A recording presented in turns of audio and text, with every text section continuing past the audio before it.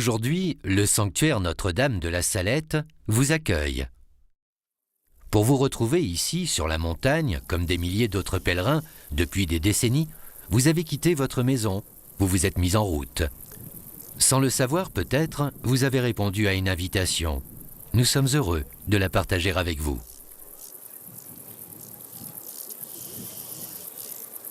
Avant ce 19 septembre 1846, ils étaient pourtant peu nombreux ceux qui s'intéressaient à ce petit coin de montagne au bout d'un chemin escarpé.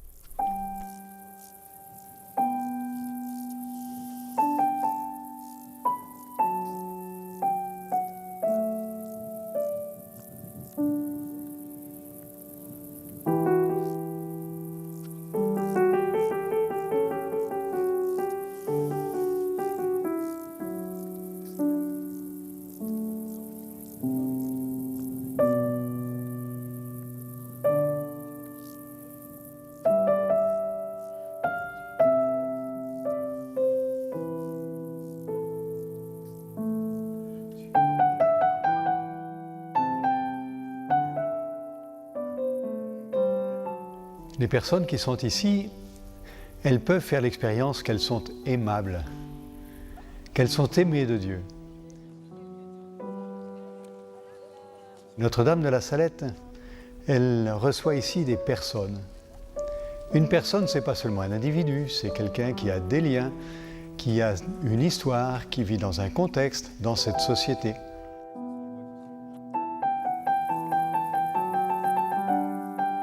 On vient déposer à la Salette de lourds fardeaux. Et c'est vrai aujourd'hui, avec toutes ces mémés, ces mamans qui viennent déposer des fardeaux terribles, des fardeaux familiaux. Ces couples qui viennent présenter leurs difficultés, ces enfants qui viennent présenter leurs propres problèmes. Et souvent, ce sont de lourds problèmes, comme par exemple les suicides de copains ou de copines.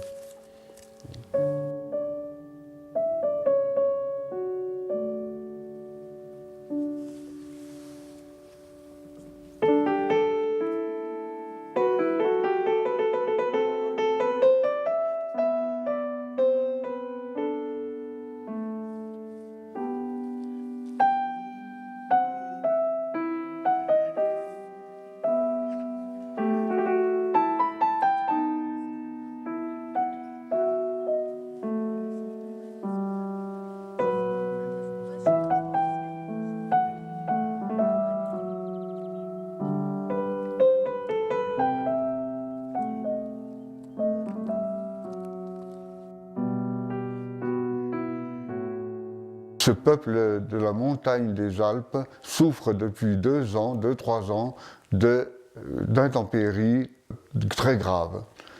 Et donc, tout le monde à l'époque est capable de prévoir ce qui va se passer l'hiver suivant, la famine et les misères qu'on peut trouver dans les campagnes à l'époque. Ce jour-là, 2 enfants du village de Corps ont raconté avoir fait une expérience qui allait bouleverser la région pour longtemps, une expérience dont le rayonnement dépasserait les frontières. Mélanie Calva a alors 14 ans. La vie est rude pour les paysans de cette époque. Mélanie travaille depuis l'âge de 10 ans. Elle garde quelques vaches de la famille Prat. Maximin Giraud a 11 ans.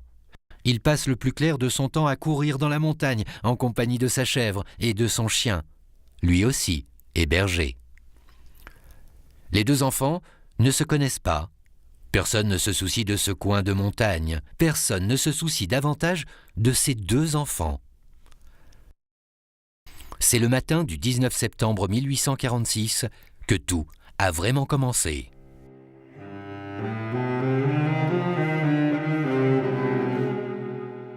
Avancez, mes enfants, n'ayez pas peur. Je suis ici pour vous conter une grande nouvelle. Si mon peuple ne veut pas se soumettre, je suis forcée de laisser aller le bras de mon fils. Il est si fort et si pesant que je ne puis le maintenir. Depuis le temps que je souffre pour vous autres, si je veux que mon fils ne vous abandonne pas, je suis chargée de le prier sans cesse. Et pour vous autres, vous n'en faites pas cas. Vous aurez beau prier, beau faire, jamais vous ne pourrez récompenser la peine que j'ai prise pour vous autres.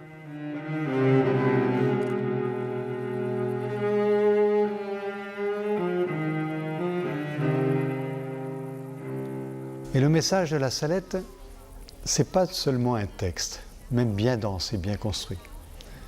Le message de Notre-Dame, il s'inscrit dans tout ce qui s'est passé, depuis ses larmes jusqu'au dernier pas et jusqu'à son dernier regard dans la partie ouverte de la montagne. Les pèlerins qui viennent ici, ils éprouvent le sentiment d'être accueillis par Notre-Dame. Une Notre-Dame de la Salette qui connaît les événements, qui connaît la souffrance. Notre-Dame se présente comme une mère de famille. Et donc elle peut tout entendre ce que nous voulons lui confier. Et elle ouvre aussi notre petit univers. Elle nous aide à retrouver les autres et retrouver le monde.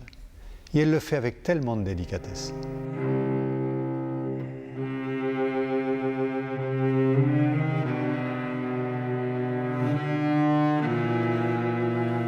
Je vous ai donné 6 jours pour travailler.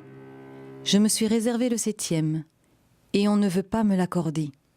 Et aussi, ceux qui mènent les charrettes ne savent pas jurer sans mettre le nom de mon fils au milieu. Ce sont ces 2 choses qui appesantissent tant le bras de mon fils.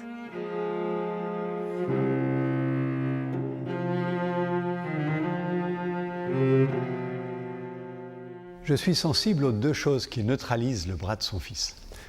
Les 2 reproches qui pèsent sur son cœur.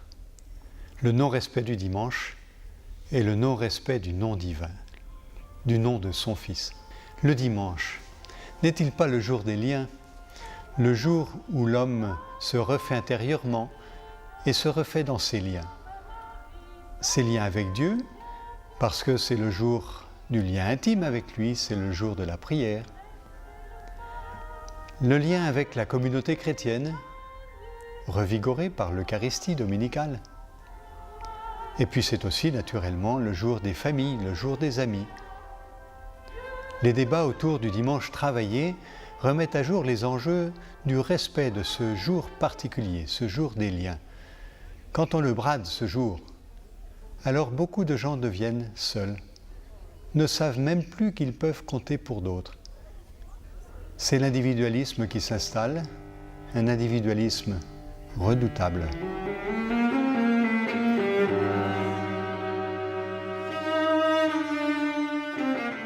Si la récolte se gâte, ce n'est rien que pour vous autres. Je vous l'avais fait voir l'année passée par les pommes de terre. Vous n'en avez pas fait cas.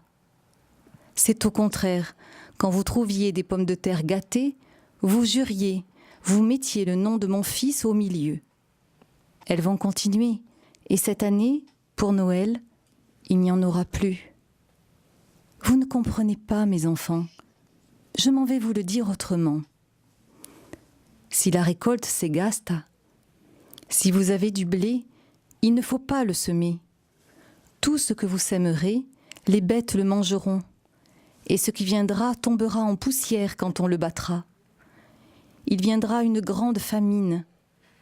Avant que la famine ne vienne, les petits-enfants au-dessous de 7 ans prendront un tremblement et mourront entre les mains des personnes qui les tiendront. Les autres feront pénitence par la famine. Les noix deviendront vides, les raisins pourriront.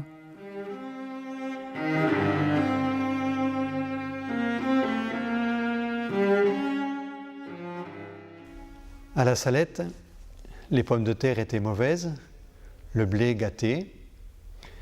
C'est ainsi que ça se passe dans certaines régions. C'est jamais tout le temps. Il y a d'autres régions où ça fonctionne bien. Mais si les régions où ça se passe bien gardent pour elles le produit de la terre, que deviennent les autres? En 1845-47, sur le seul canton de Corps, la famine devient terrible et 63 petits-enfants sont morts des conséquences de la faim. Notre-Dame vient justement dans le canton de Corps et elle n'a que ses larmes pour convaincre au partage.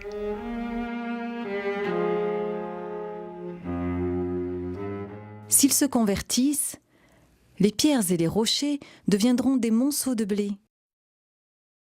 et les pommes de terre seront ensemencées par les terres. Je crois qu'ici, Notre-Dame de la Salette a été entendue immédiatement.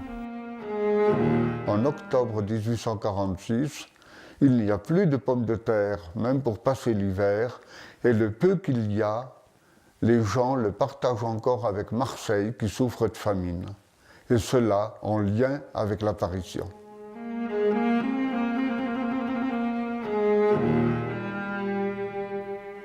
Faites-vous bien votre prière, mes enfants? Pas guère, madame. Ah, mes enfants, il faut bien la faire, soir et matin. Ne diriez-vous seulement qu'un Notre Père et un Je vous salue? Et quand vous pourrez mieux faire, dites-en davantage.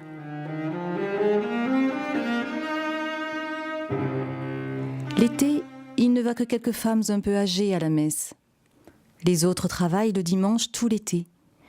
Et l'hiver, quand ils ne savent que faire, ils ne vont à la messe que pour se moquer de la religion. Le carême, ils vont à la boucherie, comme les chiens.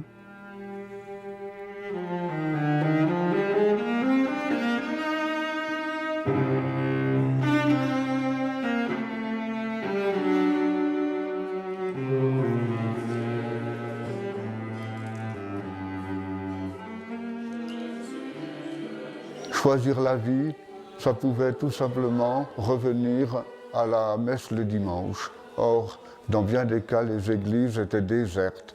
Et là où il y avait encore une assistance, les curés se plaignent qu'il y a un divorce profond entre le culte et la vie quotidienne. À peine sorti de l'église, on s'étripe pour des raisons d'argent ou d'influence. Revenir à l'alliance, c'est ne plus jurer, ne plus blasphémer le nom du Seigneur. Or, à l'époque, le blasphème était une position sociale, une affirmation d'indépendance. C'est revenir à la prière, c'est revenir au carême, c'est-à-dire au temps de pénitence présenté par le Seigneur lui-même, et puis à tous les efforts de solidarité au lieu du chacun pour soi.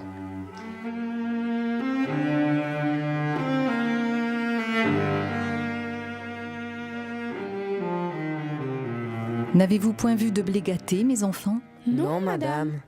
Mais vous, Maximin, mon enfant, vous devez bien en avoir vu une fois, au coin, avec votre père. Le maître du champ dit à votre père d'aller voir son blé gâté.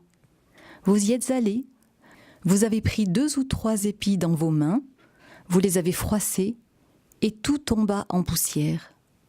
En vous retournant, quand vous n'étiez plus qu'à une demi-heure loin de Corps, votre père vous donna un morceau de pain en vous disant « Tiens, mon petit, mange encore du pain cette année, car je ne sais pas qui va en manger l'an qui vient, si le blé continue comme ça. » Ah oui, madame, je m'en souviens maintenant. Tout à l'heure, je ne m'en souvenais pas. La réconciliation, c'est un service, c'est une mission confiée à l'Église, toute l'Église. C'est immense. Et donc elle n'est pas confiée seulement aux missionnaires de la Salette. Mais nous sommes particulièrement attentifs à un aspect qui est présenté par Notre-Dame ici. On peut le résumer avec l'épisode de ce qui s'est passé sur la terre du coin avec le papa de Maximin. Le papa de Maximin avait lui-même mis Dieu au rencard de sa vie depuis plus de 20 ans. Il était charron, compagnon du devoir. Il avait fait le tour de France. Il était pétri de cette mentalité qu'on trouvait dans les villes de l'époque où on se passait très bien de Dieu. Et on se passait aussi du repos du dimanche et du jour des liens. Il avait sûrement d'autres défauts, comme tout un chacun. Maximin arrive enfin à dire à son père « Papa, elle m'a parlé de toi ». Le papa Giraud, en entendant son gamin, il s'attendait peut-être au pire. Mais il n'entend dans la bouche de son garçon qu'une parole qu'il reconnaît, c'était un an auparavant. Ils étaient tous les deux sur la route entre le hameau du coin et Corps. Il n'y avait pas de témoin. Ils venaient de voir du blé tout gâté qui tombait en poussière. Et le papa dit à son fils, « Tiens mon enfant, mange du pain cette année », en lui donnant un morceau de pain. Je ne sais pas qui va en manger l'an qui vient si le blé continue comme ça. Maximin ne pouvait pas se rappeler de ça, tellement tête en l'air. Qui donc est cette belle dame qui rapporte sa parole de père angoissé à l'idée de ne pas pouvoir nourrir son enfant? Voilà comment Notre-Dame a complètement bouleversé sa vie, en écoutant son souci de père de famille.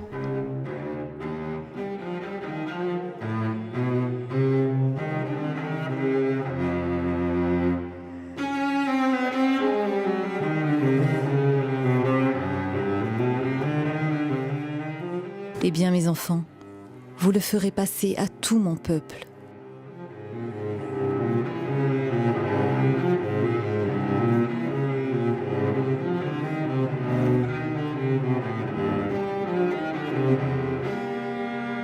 Ces pauvres gosses de Maximin et Mélanie, qui étaient très très loin de toute religion, se sont sentis aimés, considérés pour ce qu'ils étaient, et appelés et envoyés. Alors pourquoi pas d'autres? Allons, mes enfants, faites le bien passer à tout mon peuple.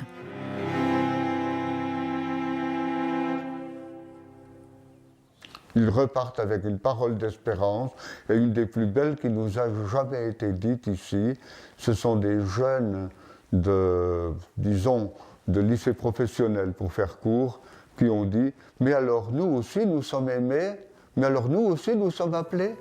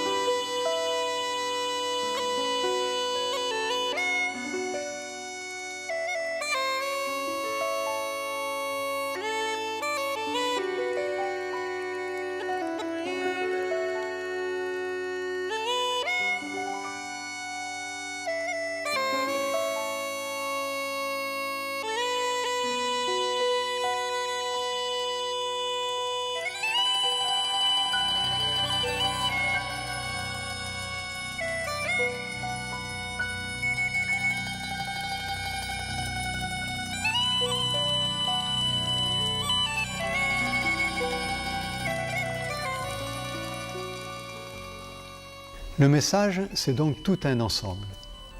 C'est une parole, c'est la manière dont Notre-Dame est habillée, c'est les signes qu'elle porte sur elle, c'est sa proximité avec ses deux gamins. C'est tout ça le message. Des signes particuliers qui attirent notre attention forcément à la Salette, c'est le marteau et les tenailles.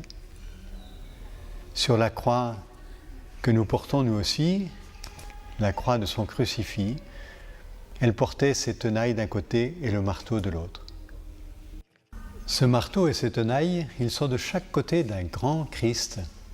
Pas un petit crucifix, mais une grande croix sur laquelle Jésus semblait presque vivant.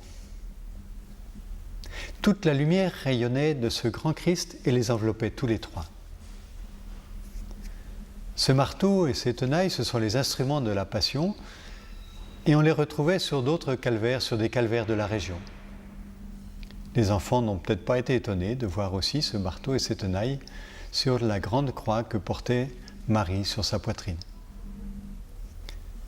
Ces deux signes, ils sont tellement liés avec le message. On dirait qu'elle vient nous dire visuellement, pas seulement avec sa parole. Vous avez le choix entre le marteau qui enfonce les clous et qui crucifie.